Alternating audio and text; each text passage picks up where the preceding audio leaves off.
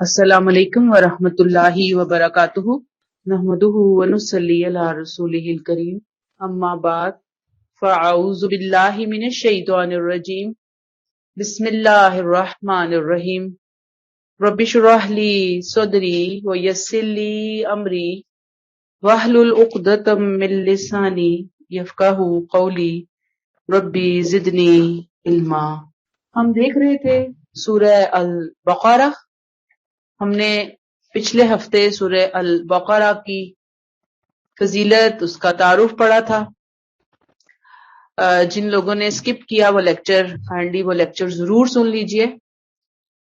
جب ہم انٹروڈکشن کو سنتے ہیں، سمجھتے ہیں، تو پھر بات کو سمجھنا اور اس کے اوپر عمل کرنا ہمارے لیے آسان ہو جاتا ہے۔ آیت نمبر 1، الف لام میم۔ الف لام میم، یہ سورہ الف لام میم ہے۔ الف لام میم آپ نے پڑھا ہوگا، انہیں کیا کہتے ہیں؟ حروف مقطعات۔ مقطعات بولتے ہیں، حروف مقطعات۔ اس کے جو معنی ہیں اس کے اندر بہت سے اوپینینز ہیں۔ کچھ لوگ کہتے ہیں، یعنی بہت سارے اوپینین ہے نا، میں ایک دو آپ کے سامنے جو ضروری ہے نا وہ رکھوں گی۔ کچھ لوگ کہتے ہیں کہ اس کے معنی اللہ نے نہیں بتائے، نہ قرآن میں نہ سنت میں ہے، لہٰذا ہمیں اس کے بارے میں بہت قرید نہیں کرنی چاہیے، اور اس کا معنی جو ہے نا وہ ہمیں اسکپ کر دینے چاہیے، اللہ ہی بتائے گا، جب ہم آخرت میں جائیں گے وہاں پہ پتہ چلے گا۔ ٹھیک، ایک رائے یہ ہے۔ دوسری رائے وہ کہتے ہیں نہیں، ایسا نہیں ہے۔ اصل میں جب قرآن پاک کا نزول ہو رہا تھا تو عربی زبان کے جو الفابیٹس ہیں نا، اس کے اندر صرف آواز نہیں تھی پتہ چلتی، بلکہ جیسے اب چائنیز الفابیٹ ہے نا، تو ہم دیکھتے ہیں کہ وہاں اس الفابیٹ کے اندر ان الفابیٹ سے چیزیں بھی پتہ چلتی ہیں اور میننگز بھی پتہ چلتے ہیں۔ ایسے ہی عربوں کے ہاں بھی یہ جو کچھ الفابیٹس تھے، ان کے معنی موجود تھے۔ اسی لیے ایک بہت ویلڈ بات جو ہمیں پتہ چلتی ہے وہ یہ کہ کسی نے بھی نبی کریم صلی اللہ علیہ وسلم سے سوال نہیں پوچھا کہ بھئی یہ الف لام میم ہے، ہاں میم ہے، عین سین قاف ہے، کاف ہا یا سواد ہے، یا سین ہے، تو ہا ہے، اس کا مطلب کیا ہے؟ کسی نے بھی مطلب نہیں پوچھا۔ اٹس مین کہ یہ فیملیئر تھا، لوگوں کو پتا تھا، اور پھر وقت کے ساتھ ساتھ وہ چیزیں اب موجود نہیں رہی، یا اس کو نہیں لکھا گیا اس کی تفسیر کے حوالے سے۔ بہرحال یہ ایک ایسا سبجیکٹ ہے کہ جس پہ ریسرچ ہونی چاہیے۔ ٹھیک، اب یہ جو دوسرا گروپ ہے اسکالرز کا، یہ کہتا ہے کہ اصل میں یہ سورتوں کے نام ہے، یہ سورہ الف لام میم ہے جیسے سپوز، ٹھیک ہے۔ اور انہوں نے دلیل کیا دی کہ ایک سورہ قرآن کے اندر آئی ہے سورہ القلم، اس کو سورہ نون بھی کہا جاتا ہے کیونکہ نون سے وہ شروع ہو رہی ہے، اور نون کا جو مطلب ہے وہ مطلب ہے مچھلی۔ اب اس سورہ میں چونکہ مچھلی کا ذکر آیا ہے، اس لیے سورہ کا نام جو ہے وہ نون رکھا گیا ہے۔ ٹھیک ہے، تو اب اس کے اوپر ریسرچ ہوئی ہے، اس کے اوپر ریسرچ نہیں ہوئی، تو ہمیں کیا ہے، یہ معاملہ اہل علم کے سپرد کر دینا چاہیے۔ ہمیں اتنا ہی لینا ہے جتنا ہمیں سمجھ آ رہا ہے۔ اللہ نے قرآن میں بار بار، آگے ہم پڑھیں گے، اللہ نے فرمایا کہ جی قرآن میں غور و فکر کرو، غور و فکر کرو، تو ایسا نہیں ہو سکتا کہ کچھ چیزیں ایسی ہوں کہ جو غور و فکر کے سے ماورا ہوں۔ ٹھیک ہے، کچھ نہ کچھ میننگ ہے، لیکن ظاہری بات ہے کہ اہل علم کا یہ سبجیکٹ ہے۔ ہم نے اتنا ہی دیکھا، حروف مقطعات ہیں یہ، اور سورہ بقرہ میں نے آپ کو بتا دیا، اس میں آگے چل کے ایک گائے کا ایک ذکر آئے گا، قصہ آئے گا، اس کی مناسبت سے اس کا نام البقرہ رکھا گیا۔ اور ایسے ہی جیسے آل عمران ہے، سورہ نساء، مائدہ ہے، یاد رکھیے کہ یہ سورتوں کے نام اللہ نے نہیں رکھے، بلکہ صحابہ کرام نے سورتوں کے نام رکھے ہیں۔ آیت نمبر 2، ذالک الکتاب لا ریب فیہ ھدی للمتقین۔ یہ اللہ کی کتاب ہے، اس کے اللہ کی کتاب ہونے میں کوئی شک نہیں ہے۔ یہ ہدایت ہے خدا سے ڈرنے والوں کے لیے۔ ٹھیک. گویا اس کتاب، یہ جو کتاب ہے ذالک الکتاب، یہ وہ کتاب ہے. کون سی کتاب؟ جس کے لیے ہم ایک تو سورہ فاتحہ میں دعا کر کے آئے، اہدنا الصراط المستقیم، اے اللہ ہمیں صراط مستقیم دکھا دے. اللہ نے جواب میں ہمیں یہ کتاب دے دی اور بتا دیا یہ ہے وہ کتاب جو کہ ہدایت دے گی. کلیئر؟ دوسری، قرآن پاک کے نزول سے پہلے جو یہود ہیں وہ منتظر تھے، کیونکہ ان کی کتابوں میں پیشن گوئی موجود تھی. انجیل میں بھی، عیسائیوں کے ہاں بھی پیشن گوئیاں موجود تھی کہ اب ایک رسول، آخری رسول اور ایک کتاب نے آنا ہے، اور وہ لوگ انتظار کر رہے تھے کہ کب آئے گی وہ کتاب، کب آئے گا وہ رسول.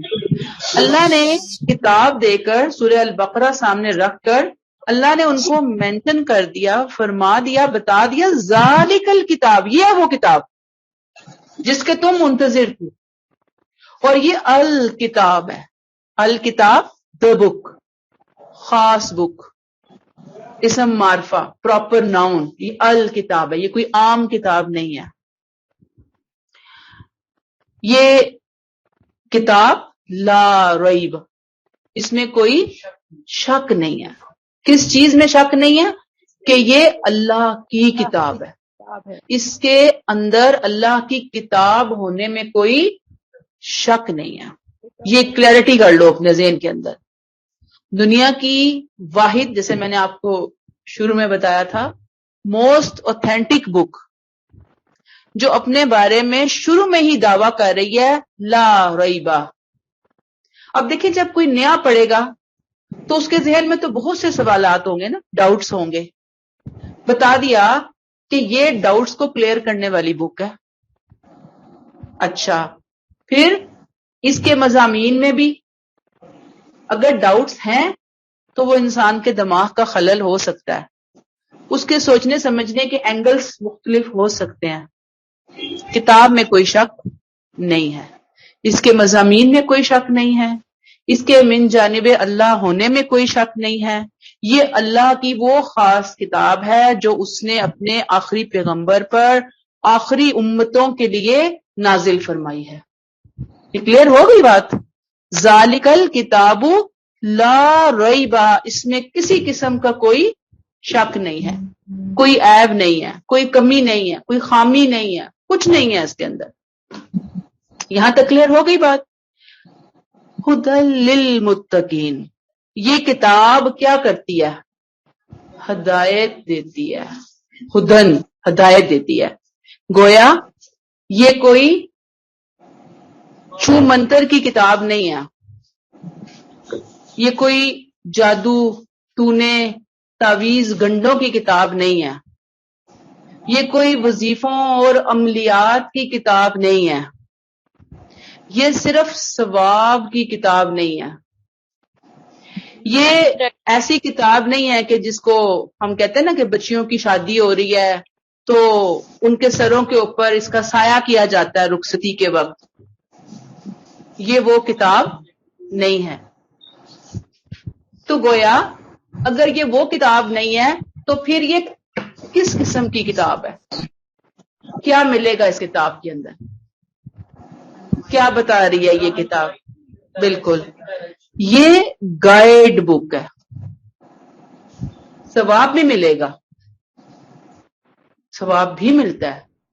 نبی کریم صلی اللہ علیہ وسلم کی وہ حدیث کہ الف لام میم جب ہم پڑھتے ہیں تو یہ ایک لفظ نہیں ہے بلکہ یہ 3 حروف ہیں. الف الگ، لام الگ، میم الگ. اور الف کی 10 نیکیاں الف پڑھنے پر، لام پڑھنے پر 10 نیکیاں، میم پڑھنے پر 10 نیکیاں. تو نیکیاں موجود ہیں، لیکن ظاہری بات ہے کہ یہ جو کتاب ہے یہ صرف ثواب کمانے، نیکیاں حاصل کرنے کے لیے نہیں آئی. یہاں پر رک کر ہمیں اپنے اپنے ذہنوں کو کلیئر کرنا ہے.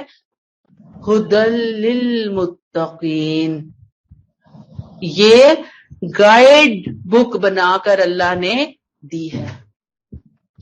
اب یہ گائیڈ فائدہ کس کو پہنچائے گی؟ سب کو نہیں، اللہ سے ڈرنے والوں کو یہ گائیڈنس دے گی. یہ سن لو، متقی سب کو فائدہ نہیں ہوگا.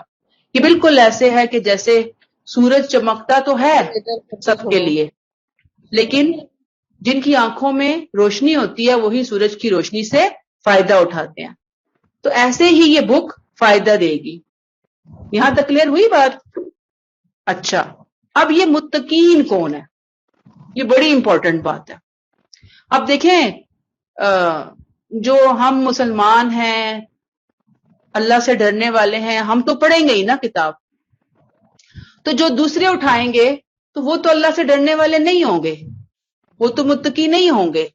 تو پھر یہ کتاب متقیوں کو کیسے ہدایت دے گی؟ جو متقی پہلے، اس کا مطلب ہے کہ پہلے کوئی متقی بنے گا پھر اس کو یہ کتاب ہدایت دے گی، اس کے علاوہ یہ کتاب ہدایت نہیں دے گی. ایسی سمجھ آ رہا ہے نا؟ نہیں، ایسا نہیں. قرآن کے اندر آگے چل کے سورہ والشمس میں اللہ تعالیٰ نے فرمایا فَأَلْهَمَهَا فُجُورَهَا وَتَقْوَاهَا کہ ہم نے ہر انسان میں نیکی اور بدی، فجور اور تقوی، ہم نے اس کے اندر ودیت کی ہے، ہم نے رکھا ہے اس کے اندر. اب وہ جو تقوی ہے وہ کیا ہے؟ تقوی اصل میں خیر اور شر کا شعور ہے. کیا چیز خیر ہے، کیا چیز شر ہے. گویا تقوی کی انیشیل سٹیج، بنیاد، بیس اللہ نے ہر انسان کے اندر رکھی ہے. اس کا تعلق کسی مذہب سے نہیں ہے، ہر انسان کے اندر ہے یہ شعور. جھوٹ بولنا غلط بات ہے، وعدہ توڑنا غلط بات ہے، قتل کرنا غلط بات ہے، سچ بولنا اچھی بات ہے، امانتوں کی ادائیگی اچھی بات ہے. یہ اللہ نے ہر انسان میں شعور رکھا ہے. گویا یہ تقوی کا پہلا بیج ہے جس کو اللہ نے خیر اور شر کا فرق کہا، اللہ نے ہر انسان کے اندر رکھا ہے.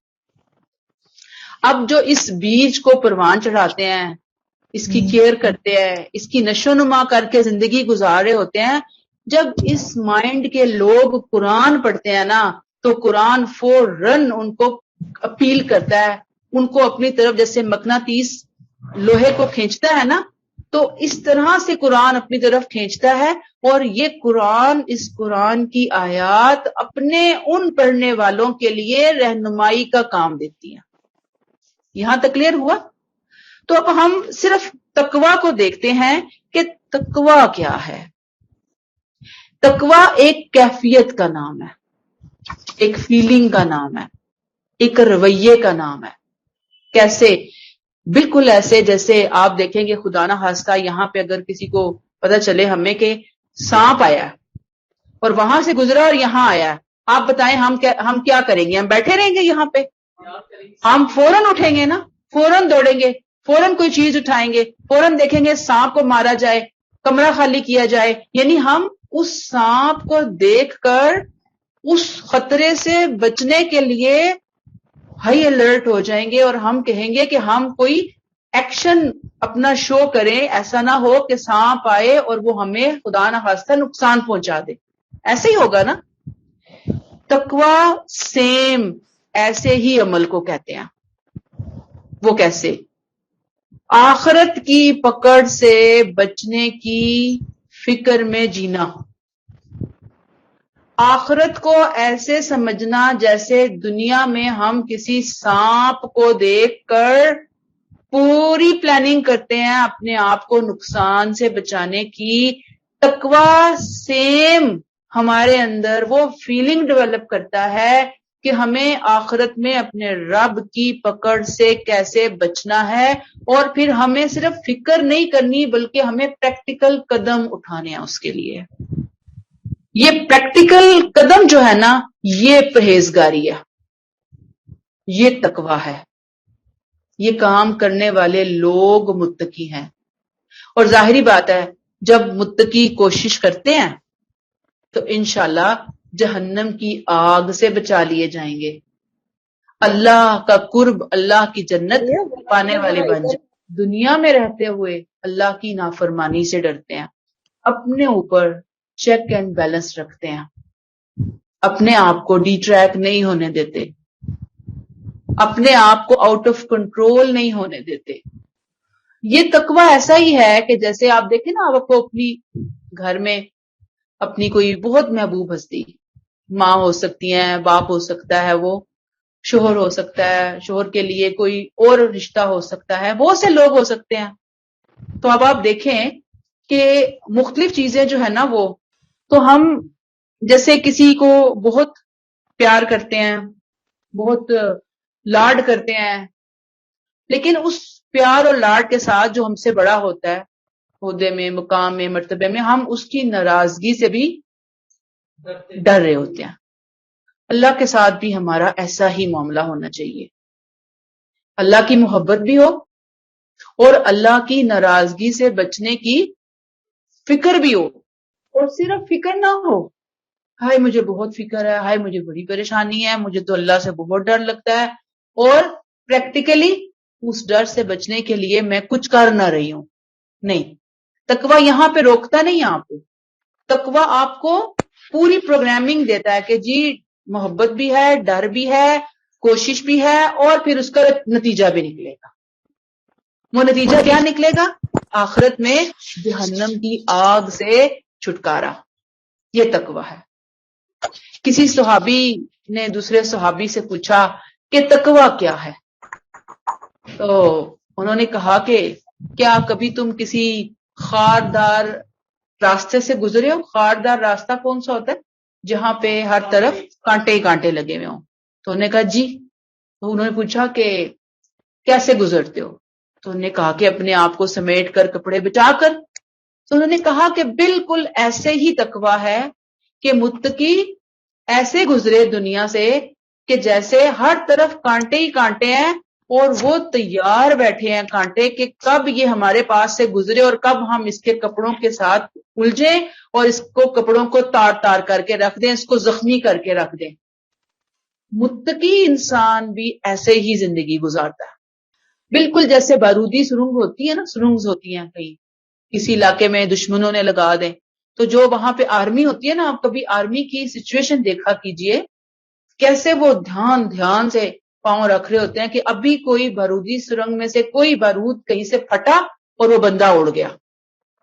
متقی دنیا میں پھونک پھونک کر قدم رکھنے والا انسان ہوتا ہے. ہم نے اللہ سے ہدایت مانگی تھی نا، دیکھیں قرآن جواب دے رہا ہے، کھول کر بتا رہا ہے. یہ ڈیپتھ ہے، یہ غور و فکر کی چیزیں ہیں.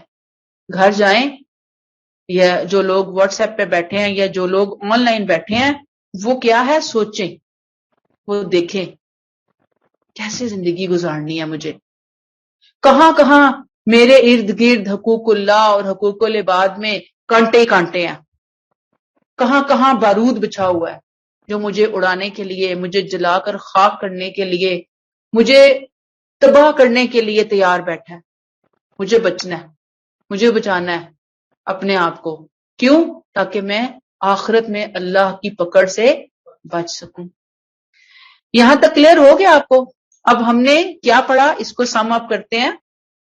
یہ وہ کتاب ہے جس کے من جانب اللہ ہونے میں کوئی شک نہیں ہے. دنیا کی واحد کتاب جو اپنے بارے میں یہ دعویٰ کرتی ہے کہ آؤ شکوک و شبہات کو سائڈ پہ رکھو، جب غور و فکر کرو گے تمہیں ایک ایک چیز کلیئر ہو جائے گی.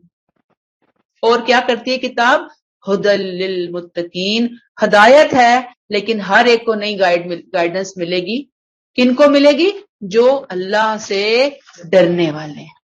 اللہ مجھے اور آپ کو زندگی کے آخری سانس تک متقین میں شامل کرے.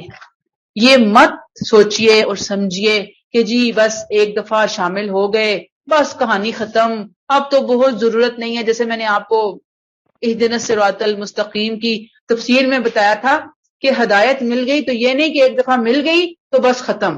یہ وہ راستہ ہے جو انبیاء کرام نے آدم علیہ السلام سے لے کر نبی کریم صلی اللہ علیہ وسلم تک ہر نبی نے ہر روز اللہ سے مانگا. ہدایت بھی مانگی، تقوی بھی مانگا، اور وہ سب سے بڑے متقین تھے انبیاء کرام. مجھے اور آپ کو ان کے نقش قدم پر چلتے ہوئے اپنے لیے بھی تقوی کی راہ اختیار کرنی ہے.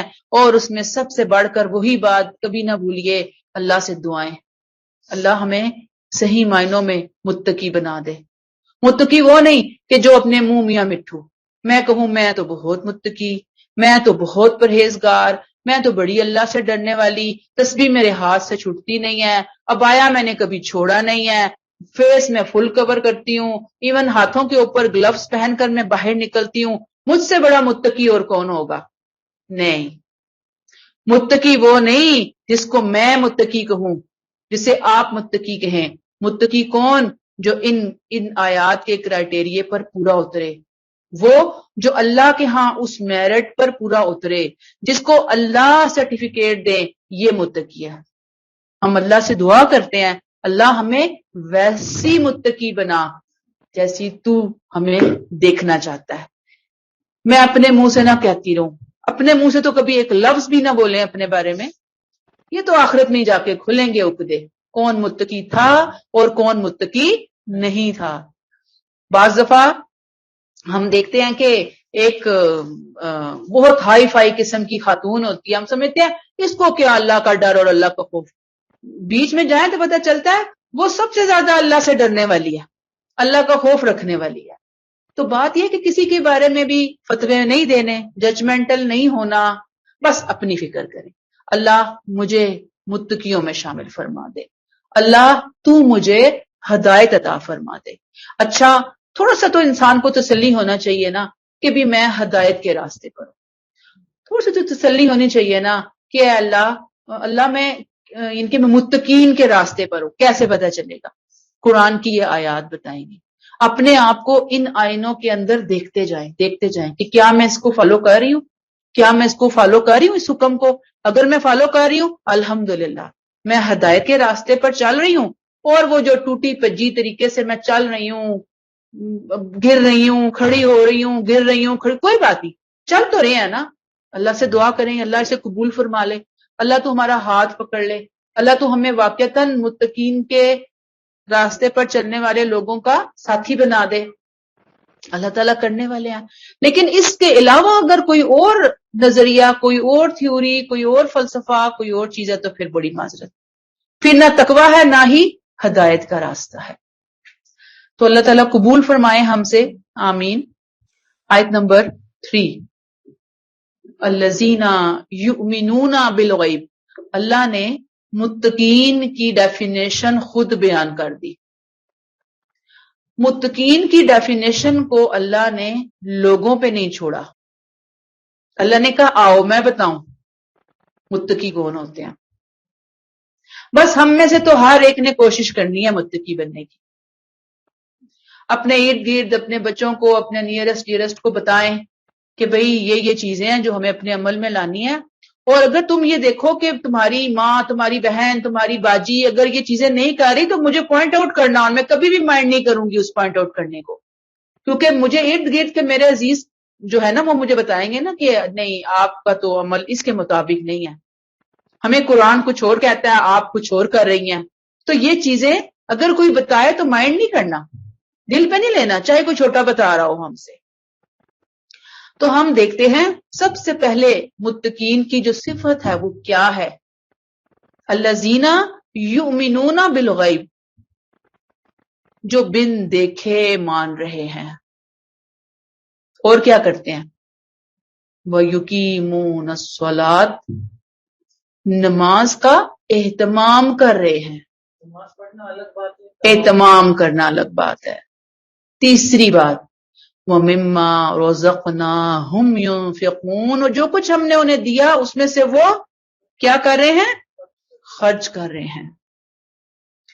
یؤمنون بالغیب، غیب اس بات کے منتظر نہیں ہے کہ ساری چیزوں کو اپنی آنکھوں سے دیکھیں گے، جیسے یہود و نصارہ نے کہا، یہود نے کہا تھا کہ اللہ تعالیٰ ہمارے سامنے آئے اے موسیٰ تو پھر ہم مانیں گے۔ نہیں، ایسا نہیں کرتے۔ یہ انہیں پتہ ہے کہ ریالٹی موجود ہے، لیکن وہ ریالٹی ایسی ہے، نہیں کچھ ریالٹیز ایسی ہیں کہ جو ہم اپنے ان 5 جو ہمارے حواس ہیں نا، حواس خمسہ، 5 سینسز، ان کی مدد سے ہم چیزوں کو دیکھتے ہیں، سنتے ہیں، محسوس کرتے ہیں، چکھتے ہیں نا، یہ ریالٹیز ہیں۔ کچھ ریالٹیز ایسی ہیں کہ جو ہمیں اپنے ان سینسز سے نظر نہیں آتی۔ وجہ ہمارے ان سینسز کو ابھی ان کے مطابق بنایا ہی نہیں گیا. ٹھیک, اس کے لیے اللہ نے ایک اور دنیا رکھی ہے, آخرت. وہاں پہ بتایا جائے گا کہ یہ کیا ریالٹی تھی. اللہ تعالیٰ کی ذات ہے, جنت جہنم ہے, فرشتے ہیں, یہ وہ چیزیں ہیں کہ جو موجود تو ہیں, لیکن ابھی ہم یہ جو ہمارے سر کی آنکھ ہے نا, ہم اس سے ان کو دیکھ نہیں سکتے. تو یہ جو متقی ہوتا ہے نا, وہ اس بات پہ ضد نہیں ہوتے, اصرار نہیں کرتے کہ ہم اپنی آنکھوں سے دیکھیں گے تو ہم مانیں گے, نہیں. بلکہ جب ان کو پیغمبر بتاتے ہیں, اللہ کی تعلیمات ان کے سامنے آتی ہیں, ان کی عقل اس چیز کی, ان کی فطرت اس چیز کی گواہی دیتی ہے, تو وہ کیا کرتے ہیں, دل کی آنکھوں سے اس ریالٹی کو دیکھ لیتے ہیں, پہچان لیتے ہیں, اور پھر وہ اس کو مان جاتے ہیں. الذین یؤمنون بالغیب, بن دیکھے مان رہے ہیں. ٹھیک ہے نا, چیزوں کو دیکھا نہیں ہے, لیکن چونکہ پیغمبر نے کہا ہے, یقیناً سچے ہیں پیغمبر, سچ کہا انہوں نے. قرآن میں یہ بات آ گئی ہے, بالکل حقیقت ہے, ہم مانتے ہیں ان باتوں کو. دوسرا, وَيُقِيمُونَ الصَّلَاةَ, یقیمون اقامت سے ہے. اقامت صلاۃ اہتمام صلاۃ ہے, یاد رکھیے, صرف پڑھنا نہیں ہے, اہتمام کے ساتھ پڑھنا ہے. نمازوں کی حفاظت کرتے ہیں, نمازوں کی نگرانی کرتے ہیں, اس پر قائم رہتے ہیں.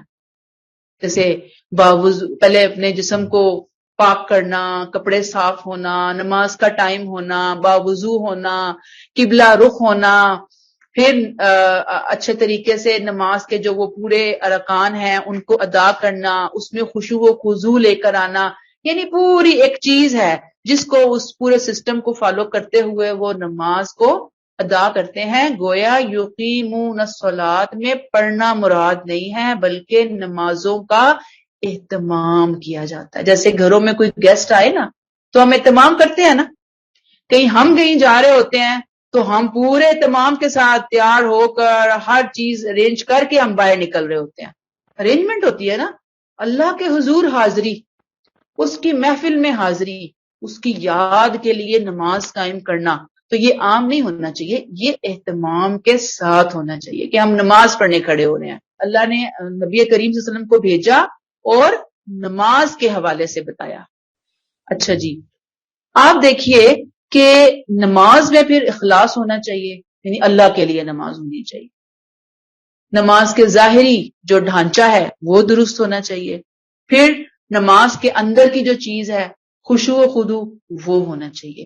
اس کے ساتھ یہ متقی نماز پڑھتے ہیں, نماز کی ادائیگی ایسے کرتے ہیں. کلیئر ہو گئی بات؟ گویا پہلا کام بن دیکھے غیب کو مانتے ہیں. دوسرا کام بولیے, نماز اہتمام سے پڑھتے ہیں. تیسری چیز وَمِمَّا رَزَقْنَاهُمْ يُنْفِقُونَ, جو رزق ہم نے ان کو دیا اس میں سے وہ خرچ کرتے ہیں. شیئرنگ کرنے والے ہوتے ہیں متقی, بخیل نہیں ہوتے, کنجوس نہیں ہوتے, خزانے پر سانپ بن کر بیٹھنے والے نہیں ہوتے کہ جو بس مجھے ملا ہے وہ میرا ہے یا میرے بچوں کا ہے یا میری فیملی کا ہے, بس اور کسی کے لیے نہیں ہے کچھ اس میں سے. نہیں, وہ کیا کرتے ہیں, دیتے ہیں, دینے والے ہیں, کھلے دل کے مالک ہیں. اچھا, رزق کا مفہوم اردو میں مال پیسہ ہے.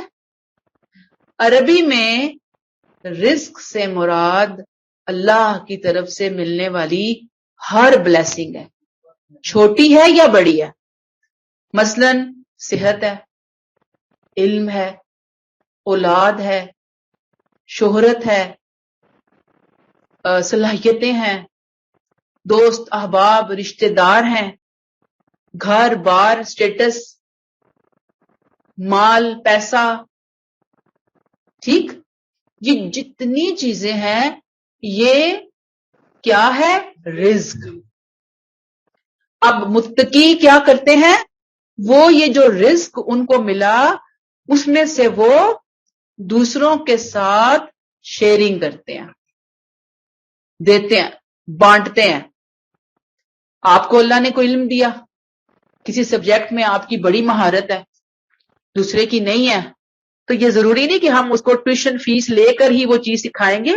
اگر کسی کو نہیں آتا تو میں اپنے علم کا صدقہ کروں گی، اپنے علم کا اثار کروں گی کہ آؤ میں تمہیں سکھاتی ہوں، آؤ میں تمہیں بتاتی ہوں. کسی کو کوئی اور چیز نہیں آتی تو ہم اس کو سکھائیں گے. اللہ نے کوئی سٹیٹس دیا ہے، اللہ نے کوئی عزت دی ہے، اس عزت اس سٹیٹس کی وجہ سے اگر ہم کسی کے کوئی کام آ سکتے ہیں، کسی کی زندگی میں اگر ہم کوئی آسانی کر سکتے ہیں تو ہم وہ آسانی کریں گے. یہ نہیں کہ اپنے اس سٹیٹس پہ بیٹھ کر ہماری گردن میں راڈ آ جائے گا اور ہم تکبر کے ساتھ ہر ایک کے ساتھ بہیو کریں گے اور ہم کسی کو اپنے خاطن میں نہیں لائیں گے. نہیں، رزق جو ملا وہ اللہ کی مہربانی اور اس کے احسان سے ہمیں ملا، اور ہم بھی اس میں سے کیا کرتے ہیں؟ دوسروں کو دیتے ہیں، شیئر کرتے ہیں. یاد رکھیے یہاں تک رک کر کہ یہ جو شیئرنگ ہے نا، یہ حقوق العباد میں اہم کام ہے، یہ انسانیت کی خیر خواہی کا کام ہے. یہ اسلامک سوسائٹی کو ویلفیئر سوسائٹی بنانا ہے، جہاں پہ لوگوں کے حقوق کی ادائیگی بہت اچھے طریقے سے ہوتی ہے، ہر ایک کے کام آنا. بڑی افسوس کی بات ہے کہ ہم دوسروں کے بڑے کام آ رہے ہوتے ہیں، اپنے گھر والوں کو ہم اگنور کر دیتے ہیں. ہم کہتے ہیں کہ یہ بس سارے ہمارے معاملات باہر تک ہی ہیں، ہر لوگوں کے لیے ہم بہت خدمت خلق کرنے والے ہوں گے، ہر ایک کے لیے بھاگ بھاگ کے ہم آسانیاں کر رہے ہوں گے. ہمارے ناک تلے چاہے کوئی کتنا ہی مجبور اور پریشان کیوں نہ ہو، ہمیں ان کی باتیں نہیں بھولتی، ان کے ظلم و ستم نہیں بھولتے، اور ان کو ہم اگنور کر کے بیٹھ جاتے ہیں. اپنوں سے بھی خدمت خلق، اپنوں کے ساتھ دوسروں سے بھی خدمت خلق، یہ ہے یہاں پر مفہوم. اب یہاں اس آیت نمبر 2 میں ہم نے 2 بڑی نیکیوں کی مثال پڑھی، نماز اور انفاق، خرچ کرنا. ٹھیک، یہ دیکھیں باقی نیکیوں کا اللہ نے ذکر نہیں کیا یہاں پہ. یہ نہیں کہا کہ روزے رکھتے ہیں، حج کرتے ہیں، جھوٹ نہیں بولتے، سچائی پہ قائم رہتے ہیں، امانت کی ادائیگی کرتے ہیں، یہ کچھ نہیں کہا. ہم کہتے ہیں بس یہی نیکیاں، نہیں، یہ یہی نہیں ہے. یہ 2 نیکیوں کی مائیں ہیں، نماز اور انفاق. نماز حقوق اللہ، یہاں سے حقوق اللہ پھوٹیں گے سارے، اور انفاق، اس سے حقوق العباد پھوٹیں گے سارے. یہ 2 جڑیں ہیں. نماز سے اللہ سے تعلق درست ہوگا اور پھر باقی ہم احکامات بجا لائیں گے. انفاق سے بندوں سے ہمارا تعلق درست ہوگا، اور بندوں سے ہمارے معاملات جب درست ہوں گے تو انشاءاللہ ساری خیریں خود بخود انسان کی روٹین کے اندر آتی چلی جائیں گی. کلیئر ہو گئی یہ بات؟ آیت نمبر آیت نمبر 3 تھی، ابھی میں نے 2 بول دیا، آیت 3 تھی. آیت نمبر 4، والذین یؤمنون بما انزل الیک، اور جو اسے بھی مان رہے ہیں اے پیغمبر صلی اللہ علیہ وسلم جو آپ پر نازل کی گئی، وما انزل من قبلک، اور ان پر بھی جو آپ سے پہلے نازل کی گئی تھی، وبالآخرۃ ہم یوقنون، اور جو یوم آخرت پر یقین رکھتے ہیں، تعصبات کا شکار نہیں ہے. تعصب کیا ہوتا ہے؟ جیسے آپ کہیں گے نا کہ فلاں کہے گا جی میں سندھی ہوں، دوسرا کہے گا میں بلوچی ہوں، تیسرا کہے گا میں پٹھان ہوں، دوسرا کہے گا میں پنجابی ہوں. فرقہ واریت اور سینس میں آتے ہیں، یہ تعصبات ہوتے ہیں، علاقائی، گروہی، نسلی. تو یہ جو متقین ہوتے ہیں نا، یہ تعصب کا شکار نہیں ہوتے. یہ نبی کریم صلی اللہ علیہ وآلہ وسلم کے اوپر نازل ہونے والے احکامات کو بھی مانتے ہیں، اور جو آپ سے پہلے کتابیں نازل ہوئیں اس کو بھی مانتے ہیں. جبکہ جب قرآن نازل ہو رہا تھا نا، تو اس وقت جو اہل کتاب تھے وہ کہتے تھے ہم صرف اس کو مانیں گے جو ہمارے قوم کے اوپر نازل ہوا. ہر ایک یہی کہہ رہا تھا. یہود کہتے تھے ہم خود کو تورات کو مانیں گے، عیسائی کہتے تھے کہ ہم تو رات کو نہیں مانیں گے، ہم صرف انجیل کو مانیں گے. یہود کہتے تھے ہم انجیل کو بھی نہیں مانیں گے. قرآن آیا تو انہوں نے کہا ہم تو کسی کو بھی نہیں مانیں گے، ہم صرف ان چیزوں کو مانیں گے. تو اللہ تعالیٰ نے کہا کہ مسلمان ایسے نہیں ہیں، مسلمانوں کے اندر تعصب نہیں ہے. وہ تو نبی پر نازل ہونے والی تعلیمات کو بھی مانتے ہیں اور نبی سے پہلے نازل ہونے والی تعلیمات کو بھی مانتے ہیں. گویا جو متقی ہوتے ہیں وہ حق کو، یاد رکھیے حق کو، کون سا حق؟ جو قرآن و سنت سے مطابقت رکھتا ہے، قرآن و سنت کے مطابق حق ہوتا ہے، بات ہوتی ہے، وہ اس کو قبول کرنے والے ہوتے ہیں. اور ظاہری بات ہے کہ جو ہر وقت اس چیز کو لے کر بیٹھے رہے کہ جو ہمارے باپ دادا کہہ رہے تھے، جو ہماری فیملی کے اندر باتیں چل رہی ہیں، جو ہمارے خاندان کے اندر باتیں چل رہی ہیں، جو ہمارے ملک کے اندر طور طریقے دین کے نام پر رائج ہیں، بس ہم تو ان کو لیں گے اور باقی چیزوں کو ہم نہیں لیں گے. وہ ان چیزوں کو نہیں دیکھتے، وہ یہ دیکھتے ہیں کہ قرآن کیا کہتا ہے، وہ یہ دیکھتے ہیں کہ سنت میں ہمیں اس بارے میں کیا بتایا گیا، اس کے مطابق وہ اپنا عمل اختیار کر لیتے ہیں. یہ کلیئر ہوگی بات؟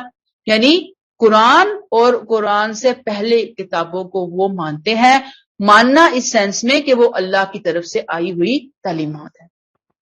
عمل کس پہ کرنا ہے؟ قرآن پہ. اور یعنی کھلے دل کے مالک ہیں. تمام آدم علیہ السلام سے لے کر نبی کریم صلی اللہ علیہ وسلم تک جتنے انبیاء آئے ہم سب کو مانتے ہیں، سارے ہمارے نزدیک قابل احترام ہے، قابل عزت ہے. ہم یہ نہیں کہتے وہ ان کا نبی ہے، وہ ان کا نبی ہے، نہیں. ہم کہتے ہیں یہ عیسیٰ علیہ السلام، اچھا یہ ان کی امت ہے. موسیٰ علیہ السلام، اچھا یہ ان کی امت ہے. یعنی یہ امتیں ہیں نا ان کی، تو ہم تو احترام کرتے ہیں کہ یہ نبیوں کی امتیں ہیں. اب وہ بگڑ گئے، وہ غلط راستے پر چل پڑے، اللہ ان کو ہدایت عطا فرمائے، اللہ انہیں سیدھے راستے کی طرف لے کر آئے. کلیئر ہوئی بات؟ وَبِالْآخِرَةِ هُمْ يُوقِنُونَ، یوم آخرت پر یقین رکھتے ہیں. ایمان سے اگلا درجہ یقین ہے. ایسے جیتے ہیں کہ جیسے آخرت سامنے کھڑی ہے، جیسے کوئی بلا تباہ کرنے کے لیے سامنے کھڑی ہے، ایسے جیتے ہیں. انہیں پتہ ہے کہ یہ دن، یہ دنیا عارضی ہے. یہاں اللہ نے مجھے جو پیپر دیا ہے وہ عمل کا پیپر ہے. آج اللہ نے میری ڈیوٹی یہ لگائی ہے کہ یہ تمہارے سامنے زمین ہی زمین ہے، تم اس میں بیج بو. ہر طرح کے بیج کے ڈھیر لگے ہوئے ہیں، اچھی قسم کے بھی، اچھی اعلیٰ نسل کے بیج بھی ہیں، وہ نیکیوں کے بیج ہیں. برائیوں کے بیجوں کا بھی ڈھیر لگا ہوا. بندوں کو اختیار دیا گیا ہے، جتنے مرضی چاہیں بیج اٹھائیں، جس ڈھیر سے چاہیں اٹھائیں، چاہے نیکیوں سے اٹھائیں چاہے بدیوں سے اٹھائیں. اٹھانا ہے اور تم نے بونا ہے، اٹھانا ہے اور تم نے بونا ہے، بس ہم یہاں بو رہے ہیں. یہ نیکی اور بدیاں، یہ میرے اور آپ کے رویے ہیں. مجھے اس بات کا یقین ہونا چاہیے کہ آج ہم بو رہے ہیں، کل ہم کاٹیں گے. یہ تو عارضی ہے ہمارا امتحان. یا تو ہم لیبر کے طور پر آئے ہوئے ہیں اس دنیا میں، کام کرنے کے لیے آئے ہوئے ہیں اس دنیا میں. یہ دنیا جنت نہیں بنا سکتے. ہم کوشش کرتے ہیں، سہولتیں، آسانیاں، اپنے کمفرٹ کے لیے بہتر کوشش کر رہے ہوتے ہیں، کوئی حرج نہیں، لیکن اصل آخرت ہے. مجھے یہاں کا بویا کل کو کاٹنا ہے، اللہ کے حضور لازمی جانا ہے، وہاں مجھے کھڑا ہونا ہے اللہ کے حضور، وہاں مجھے اللہ کے سامنے جواب دہی کرنی ہے. اللہ کے سامنے جب میری جواب دہی ہوگی تو میں اگر اچھے عمل کر کے جاؤں گی تو اللہ تعالیٰ مجھے جنت میں ڈالیں گے، اور اگر خدا نہ خواستہ میرے عمل سب سٹینڈرڈ ہوئے تو اللہ تعالیٰ مجھے، استغفار، اللہ معاف فرمائے، کسی دشمن کو بھی جہنم کا منہ نہ دکھائے لیکن اللہ تعالیٰ وہاں جہنم میں ڈالیں گے. کلیئر ہوئی یہ بات؟ وَبِالْآخِرَةِ هُمْ يُوقِنُونَ، یقین کے ساتھ زندگی گزارتے ہیں. جیسے میں نے آپ کو متقی کی ڈیفینیشن بتائی نا، کہ سانپ سے بچنے کے خطرے سے، بچنے کے ڈر سے وہ زندگی گزارنے والے. خطرے سے بچنے، خطرہ کیا ہے؟ آخرت. اور آخرت کی فکر وہ فکر ہے کہ جو انسان کو ٹریک پہ رکھتی ہے، اس کی گاڑی کی بریکیں اس کے کنٹرول میں رکھتی ہے۔ آپ سوچئے کہ جب گاڑی کی بریکس ختم ہو جائیں، آپ کا کنٹرول ختم ہو جائے، تو وہ گاڑی اپنے ڈرائیور، اپنے مسافروں سمیت دوسروں کی زندگیوں کو بھی نقصان میں ڈال دیتی ہے۔ تو یہ جو بریکیں ہیں نا، بریکیں، تقویٰ، آخرت پر یقین، ہمارا جو پاؤں ہے وہ اپنی بریک پہ ہوتا ہے کہ ہم کسی غلط سمت اپنی گاڑی نہیں موڑیں گے، ہم سپیڈ سے زیادہ نہیں جائیں گے، ہم کسی کو نقصان نہیں پہنچائیں گے، ہماری گاڑی زندگی کی ہمارے کنٹرول میں ہو۔ یہ بریکس آخرت پر یقین ہمیں عطا فرماتا ہے۔ تو متقی آخرت کو مانتے ہیں، یقین رکھتے ہیں، آخرت کی سوچ اور فکر ان کو جکڑ لیتی ہے، اور یہ چیز آتی ہے انسان کو قرآن سے، اس کی زندگی میں آتی ہے۔ یہ تقویٰ آتا ہے، یہ ہدایت کی فکر آتی ہے، پھر اس کو مانگنے کا طریقہ آتا ہے، پھر اس کو سمجھ بوجھ آتی ہے، پھر وہ اپنے آپ کو جگہ جگہ کھینچتا ہے، اپنے آپ کو کنٹرول کرتا ہے، اپنے آپ کو لگام ڈالتا ہے، اپنے ریموٹ کنٹرول کو اپنے ہاتھ میں رکھتا ہے، دوسروں کو نہیں دیتا۔ جب چاہو والیوم اوپر کر لو، جب چاہو والیوم کو نیچے کر لو، نہیں، اپنا ریموٹ اپنے ہاتھ میں۔ یہ ہے آخرت پر یقین۔ اسے پتہ ہے ایک ایک عمل میرا یہاں پہ لکھا جا رہا ہے، اور مجھ سے جو ہے نا وہ حساب کتاب ہوگا۔ کلیئر ہو گئی یہاں تک بات؟ اچھا جی، اگلی آیت، آیت نمبر 5، اولئک علی ھدی من ربہم واولئک ھم المفلحون۔ یہی ہیں وہ لوگ جو اپنے رب کی ہدایت پر ہیں، یہی ہیں فلاح پانے والے۔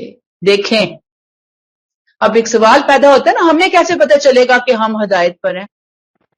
سوال آتا ہے نا، پھر دنیا میں ہمیں کیسے پتہ چلے گا میں ہدایت پر ہوں؟ اللہ نے بتا دیا، یہ میں نے یہ کام مینشن کیے ہیں، ان کاموں کو اپنی روٹین کے اندر لے کر آؤ، اپنے عمل کا حصہ بناؤ۔ تم کہاں ہو؟ ہدایت کے راستے پر آگے، تم نے ہدایت والی بس پکڑ لی، تم صحیح راستے کی طرف جا رہے ہو، لیکن پہلے ہم اس پہ آئیں تو صحیح نا۔ اولئک علی ھدی من ربہم، اللہ کی طرف سے ایک طرح سے سرٹیفکیٹ مل گیا ہدن کا اور المفلحون کا۔ ٹھیک وہ راستہ جو ہمیشہ سے انبیاء، صدیقین، شہداء اور صالحین کا رہا، وہ راستہ ہدایت پر ہے، وہ راستہ جو ہدایت کا راستہ ہے، جو نیکوں کا راستہ ہے، جن پر انعمت علیہم، میں نے اپنا انعام کیا، اللہ کا انعام ہوا، ان لوگوں کا راستہ۔ اللہ ہمیں اس راستے پر رکھ زندگی کے آخری سانس تک۔ ہدایت، تقویٰ، آخرت پر یقین، اللہ ایک لمحے کے لیے ہمیں ڈی ٹریک نہ کرنا، یہی ہماری زندگیوں کا اصل مقصود ہے، اصل چیز ہے جو اللہ کو مطلوب ہے ہم سے۔ یہ قرآن کا میسج ہے جو مجھے اپنے عمل کے اندر ڈھالنا ہے، لے کر آنا ہے۔ وَأُولَئِكَ هُمُ الْمُفْلِحُونَ، اور یہی کون ہے؟ مفلحون، فلاح پانے والے۔ یاد رکھیے، فلاح بہت پیارا لفظ ہے۔ آخرت کی کامیابی، ایکچوئل کامیابی، سب سے بڑی کامیابی، سب سے قیمتی کامیابی ہوتی ہے جو آسانی سے نہیں حاصل ہوتی۔ اس کامیابی کے لیے پھولوں کی سیج پہ نہیں انسان رہے گا تو یہ حاصل ہوگی۔ اسے نوٹ کر لیجئے، پوائنٹ کو رجسٹر کیجئے اپنے دماغ کے اندر، جو بات میں یہاں کلیئر کر رہی ہوں، لے کر آئیے آپ کے سامنے، کہ یہ وہ کامیابی جو بڑی مشکل، مشقت، تکلیف، صبر آزما، جد و جہد کے بعد حاصل ہوتی ہے۔ المفلحون، حقوق اللہ کی ادائیگی کیا آسان ہے؟ نہیں. حقوق العباد کی ادائیگی جیسے میرا رب مجھ سے چاہتا ہے کیا یہ آسان ہے؟ نہیں. مشکل ہے نا سب چیزیں. اللہ کیا چاہتے ہیں کہ یہ چیزیں انسان کرے, اللہ کی خاطر کرے, اس مہربان ہستی کی خاطر کرے. جب کوئی کرے گا تو اللہ کہتے ہیں میں تمہیں انعام میں کیا دوں گا؟ المفلحون کا سرٹیفکیٹ, علی ہدی من ربہم کا سرٹیفکیٹ. اور یہ رب دے تو اچھی بات ہے, آپ مجھے دیں میں آپ کو دوں, واہ واہ شاباش زبردست, کیا زبردست میرے اسٹوڈنٹس, آپ کے کیا زبردست ہماری باجی. نو نیور. اللہ کے ہاں ایسی کوئی سرٹیفکیٹ کی اہمیت اور ویلیو نہیں ہے. اللہ دیں یہ سرٹیفکیٹ, وہاں پتہ چلے گا. تو یاد رکھیے کہ جب یہ کامیابی ملتی ہے نا تو ایسے انسان کو پھر وہاں پہ دے گی یہ کامیابی کہ انسان کی ساری جو ایکسپیکٹیشنز ہے نا وہ سائڈ پہ ہوں گی, اور یہ کامیابی کتنی بڑی ہوگی یہ وہیں پہ پتہ چلے گا ہمیں جا کر. اللہ ہمیں وہ دن دکھائے کہ ہم اس کامیابی کو پانے والے بنے. یاد رکھیے یہ 5 جو آیات ہے نا قرآن سے ہدایت حاصل کرنے کے لیے ضروری ہیں. یہ کرائیٹیریا ہے کہ کم از کم یہ 5 صفات ہم اپنے اندر پیدا کریں, قرآن ہمیں ہدایت عطا کرے گا. پھر ایک اور بات کہ یہاں جو ہے نا 3 گروہوں کا ذکر سورہ بقرہ کے شروع میں آیا. یہ جو پہلا ابھی ہم نے آیت 5 تک پڑھا ہے نا یہ ایک گروہ ہے جسے متقین کا گروہ کہا جاتا ہے, صادقین کا گروہ. جیسے میں نے آپ کو شروع میں کہا کہ تقوی, حق اور باطل کا شعور اللہ نے ہر ایک کو دیا, اپنی پہچان اللہ نے ہر ایک کو دی. جنہوں نے اس پونجی کو سنبھال کر رکھا اللہ نے ان کو متقین کا نام دیا. ان میں جو نمبر 1 متقین تھے قرآن کے مخاطبین صحابہ کرام رضی اللہ تعالیٰ عنہم, اور قیامت تک جو ان کے نقش قدم پر چلیں گے. اب اگلی جو آیات آ رہی ہیں آیت 6-7 وہاں پہ دوسرے گروہ کا تذکرہ ہے, وہ ہے نہ ماننے والوں کا گروہ, کفار کا گروہ. اور پھر اس کے بعد آیت 20 تک منافقین کا رول ہوگا. اور ہمیں یہ اللہ نے شروع میں اس لیے بتا دیا کہ ہم اپنے آپ کو چیک کر لیں, دیکھ لیں کہ میں اور آپ کہاں کھڑے ہیں. اللہ تعالیٰ ہمیں ہدایت عطا فرمائے. یہاں پہ ہم اس کو روکتے ہیں کیونکہ اگلا جو ہے نا پورا ایک ٹاپک ہے پھر ہمارے پاس. آیت 6 اور 7 کو پھر کل دیکھیں گے کیونکہ میں نے آپ کو بتایا نا وہ ایک علیحدہ سے ٹاپک ہے. ربنا تقبل منا انک انت السمیع العلیم ربنا آتنا فی الدنیا حسنۃ وفی الآخرۃ حسنۃ وقنا عذاب النار. السلام علیکم ورحمۃ اللہ وبرکاتہ. سبحانک اللہم وبحمدک نشہد ان لا الہ الا انت نستغفرک ونتوب الیک. السلام علیکم ورحمۃ اللہ وبرکاتہ.